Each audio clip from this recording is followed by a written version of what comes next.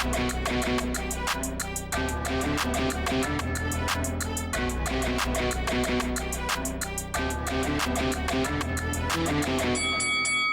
guys, welcome to Boxing Squared for boxing news and views from around the internet. And another heavyweight news and notes mashup video today, starting with former WBC champion Deontay Wilder and also former WBA, IBF and WBO champion Andy Ruiz Jr. Back and forth on social media, both calling for each other to get a deal done to fight. Whether that's going to be for the WBC final elimination, as was previously ordered, unclear. But with other options falling away in recent months, they're now left looking at each other. And it makes sense. They're on the same promotional banner, PBC or management company. It is an easy fight to make. Well, it should be. Anyway, what we'll do, first Deontay Wilder and then Andy Ruiz Jr. Hey Andy, bro, we don't have to keep doing all this back and forth. You know that, right? I think you're stalling a little bit or something. But bro, hey, put that pen to that paper. Sign that contract. That's all you gotta do. Nothing else. Ain't no need of we going back and forth, doing all this talking, man, on this social media. I'm about business, and I want action to happen, so the faster you can sign that paper, the quicker I can give you this knockout, bro. I don't even believe nothing you saying. Look at all them glitches in your video. You edited that motherfucker like mud. This is for sure for you, right? I see. And it ain't about the games. Hey, you said it ain't about the money. So sign the contract, big boy, so I can whoop your ass, man. I ain't playing with you. I can't wait. What's up, nephew? I got something to say. What you want to tell him? Yo, Andy, if it ain't about the money, sign the contract. Come on, bro. Yeah. What you mean I'm scared, bro? I ain't scared of nobody. The only person I'm scared is the man up above. You want to talk about money? You want to talk about respect? Are you going to blow my brains out? Bro, you're going to have diarrhea before you step into that ring. Let's make this shit happen. It's hard. I'm trying to get this. I'm trying to humble your ass down, man. Let's just be fair, bro. Let's be reasonable. Let's tell Al Heyman to cut the check, and let's show everybody what we're about. I'm here to win, baby. It's not about the money. I'm here to fucking win. Become champion again. Let's get it. But remember, you're going to have diarrhea before you step into that ring. Tanya, chorro, the miedo. Vámonos. So it seems both want the fight, but will the negotiations get in the way of something happening? We'll see. I mean, it is a good fight. It makes sense for it to happen. And look, we're in desperate need of some more big fights for 2023 in the heavyweight division. I hope it actually does happen.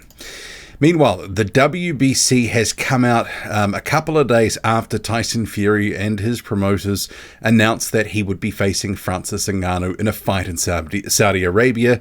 It is not for the WBC title, that fight. It's more of an exhibition with boxing rules. So the WBC says that champion Tyson Fury will face Francis Ngannou and that he has been given special permission from the WBC to fight Francis Ngannou as there is no official challenger. And that's WBC President Mauricio Suleiman confirmed Tuesday afternoon. And then it says, and I think this is a little bit of stretching the truth, Fury tried to close fights against Andy Ruiz Jr., Anthony Joshua and Alexander Usik, but no agreement was reached. So it was approved Fury to fight without the WBC title at stake. Let's face it, they had no influence on that Saudi Arabia thing happening. It is happening outside of, normal boxing lanes. This is an exhibition for a boatload of money that the Saudis are paying for. The fact that they spelt two of the fighters' names wrong, embarrassing. They are sort of trying to catch up and make it look like they had some sort of say. They did not. And, saying that fights with Andy Ruiz Jr., Anthony Joshua and Alexander Usik, but no agreement was reached. I don't think Tyson Fury was negotiating in good faith for any of that. Let's face it, there were plenty of contenders calling out Tyson Fury's name from the WBC top 15. He didn't want to fight anyone. He wanted that Saudi Arabian money. Let's face it, that's what it was. It was a cash grab, plain and simple. Meanwhile, the promoter for Alexander Usik, who earlier this year had been trying to make a fight with Tyson Fury, who seemingly lost his pen and didn't want to actually have an undisputed fight.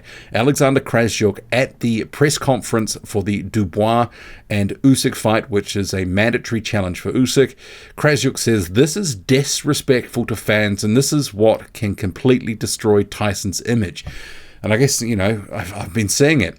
There's a lot of people saying that they're now done with Fury, that they're sick of his antics, and he's walked away from legitimate fights in the heavyweight division, an undisputed fight. He could have fought other challengers of note. He's decided to face a guy with no boxing record. It's not a proper fight in terms of it being for a title or anything in the heavyweight division. It's an exhibition for a boatload of cash. And he won't be defending the WBC title in 2023. That is the long and the short of it.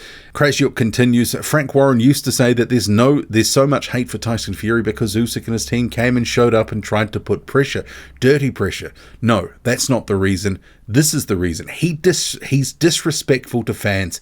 That's the only reason. And yeah, I think that Tyson Fury is being disrespectful to fans. He's not giving them what they want. He's just doing what he wants. And actually, if people are honest about it, he's been doing that a decent chunk of his career. It's not about what fans want. It's not about the fights that fans want. It's not about legacy. It's all about money. Moving on, Jermaine Franklin is appearing on the DAZN card that's been headlined by Alicia Baumgartner this weekend. Jermaine Franklin will be facing Issac Munoz Gutierrez. So Franklin, he says, I feel like I've paid my dues, learned some new stuff, and I've been back to the drawing board and ready to go again. One thing I learned was part of the mental game. Every fight is not the same. Fighters have a lot of built-up aggression, and any little thing can set us off. Those fights with Anthony Joshua and Dillian Whyte, I remember getting into a bit with the referees, taking my focus off what I should be dialed into. So that's been my focus now, staying concentrated on what's important and letting nothing in the way, just tunnel vision. We are coming for all the big fights, and soon I'm going to be a top 5 heavyweight, not top 15. I'm still learning and still building, but I feel the sky is the limit. Well, I mean, I've got a lot of time for Jermaine Franklin. He's a good dude, but he's not top 15, and I don't believe he's going to be anywhere near the top 5. He lost twice in a row in fights that, he was competitive to some degree in the Whyte fight, but he lost it. Anthony Joshua won most of the rounds in their fight. Jermaine Franklin lacks a bit of pop, and that's going to halt his progression in the heavyweight division. He's had 2 career paydays. Probably not going to get another anytime soon, if at all. That could be the reality of it. This fight here looks like it was one of those sweeteners. By signing the Joshua fight, he gets another one after it, maybe even 2. We'll have to see. But it's a terrible opponent, a padded record. Issac Munoz Gutierrez. I went to the record. There's nothing there. So he says, I have a lot of experience with 203 amateur fights, so I think I belong this place, and I'm happy to be here. It's very difficult to find a heavyweight in Mexico, but I'm very happy to be in Detroit, and I think it's going to be a great fight. Well, for Franklin's sake, given that Issac Munoz Gutierrez is an unknown, not heralded at all, hopefully Franklin can go in there, do a number, and either get him out of there or just be dominant, because if he labors, it's not going to be good for his cause. Like I say, after those fights which were not at a championship level against Whyte and Joshua, they were tune-up fights. Let's be frank, they were tune-up fights. They weren't fights at the top end of the division vying for eliminators or titles. Those 2 guys had come off losses. They wanted a relatively risk-free fight against the comparative non-puncher in Jermaine Franklin. And they got it. They got some solid work from Franklin, who's got a good chin. He's got a good motor. But he obviously came up short in both of those fights. So, yeah, interesting times for Franklin and where he goes next, because after, lucking into both of those fights with decent paydays, he's going to have to put in a lot of work to get anywhere close to back to that sort of fight with the paydays that are attached. Good news with Fabio Wardley and David Adeleye having been ordered for the British title by the British Boxing Board of Control in its latest circular. So you can see here, so the board says the stewards decided to put out the above contest to purse bids to be submitted in accordance with the terms and conditions to the board's head office by 12 noon on Wednesday, 9th August 2023. The contest to take place by the end of December 2023. So let's hope that this happens, because the last time an order happened, Fraser Clarke went missing when Ben Shalom pulled him out of the purse bid. Clarke, was showing a lot of bravado, and his promoter did him dirty. And you have actually David Adeleye saying it didn't need to be ordered. They just had to ask. #easy money.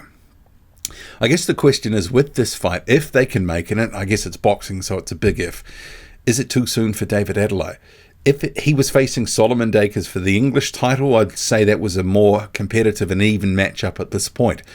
David Adeleye's had one or two better performances after having looked a little subpar against Sokolowski, a year and a half, 2 years ago. He has been improving, but is this too much too soon against also an improving Fabio Wardley? And Wardley, meanwhile, he has been on social media saying to David Adeleye, don't go missing like the last one did. And then you have Frazer Clarke trying to defend himself, saying, behave. You'll not make the fight if you get caught lacking when you run your mouth like this. And then Wardley responds, oh, here he is. Big talk from the largest duck in the pond. And Tom Barton says second largest, and I think I know who he's referring to. But I think Frazer Clarke, he's still feeling a little bit bitter and wounded by the fact that he talked a big game, said he wanted the fight, said he would sack off another fight to fight Wardley, and then his promoter took him out of it and really embarrassed him, something chronic. He lost a lot of sort of cred with that, and Ben Shalom kind of looked like a bit of a clown for doing so. Then you also have another situation, Solomon Dacres, who's sort of been in that quartet conversation of Clarke, Wardley, Adeleye, and Dacres, that will they, won't they fight, have a bit of a, mini tournament at that British domestic level. He has been saying online that Jeamie Shakiva, who was with Sky and Boxer, didn't take the opportunity, the fight that would have been available and was offered to him for August. So Jeamie Shakiva is currently out in the United States in the Anthony Joshua training camp. So he's come back, and so I'm not going to go through all the back and forth, but this, just to sum it up, and said that he's willing to take it in September. So Solomon Dacres said still turned down a fight for the English title, and Solomon Dacres said the offer's still there for August. So Shakiva saying, look, I'm actually tied up. How about in September? But I did note on Instagram when I had a look, and actually we'll go to, where are we? So Jeamie TKV Boxing. So Jeamie TKV is the abbreviated name. His last name is actually Shakiva. He said, who's running this page? Some idiots. We said let's fight in September, and you guys don't want to fight in September. About I don't want smoke, come see me in September and stop talking. And I noted in the comment trail, someone said there is no card in September, you were offered August. So you can make a case to say, well, actually, Jeamie Shakiva could leave that camp early with Anthony Joshua. He is training at the moment. Should he actually just take the date, which is roughly about a month away? But seemingly he's not going to. He's saying, let's do a later date in September, when there's no card for them to fight on. So, yeah, I kind of think timing's an issue here, and maybe they offered it to Shakiva knowing that he couldn't take it. It is boxing after all, people trying to get one over each other all the time. And this weekend, one of the few fights, apart from the Franklin fight, is Franklin Ignatius versus Steve Robinson. So this is going to be on a card that's on DAZN. You've got Robinson having a good win recently, and also Franklin Ignatius too. So you had Robinson beating Nick Campbell and Franklin Ignatius in a rematch beating Hosea Stewart. The first fight was entertaining. Arguably, Ignatius got robbed but walked away with the draw. The second fight, I haven't been able to find a copy of it, so I just know that Ignatius did win it. So I think it could be quite well matched. Robinson's a bit wild, and Ignatius, he actually does have some decent tools, can box a bit, got a bit of pop. So I make Ignatius, just off what I've seen, the limited amount, I make him a bit of a favourite. But Robinson, with the height and the reach, I think it's going to be quite interesting, could be quite fun. What do you make of it all? Drop a comment loud and often. Hit like, hit subscribe. Follow me on Twitter, boxing_squared. I'm out.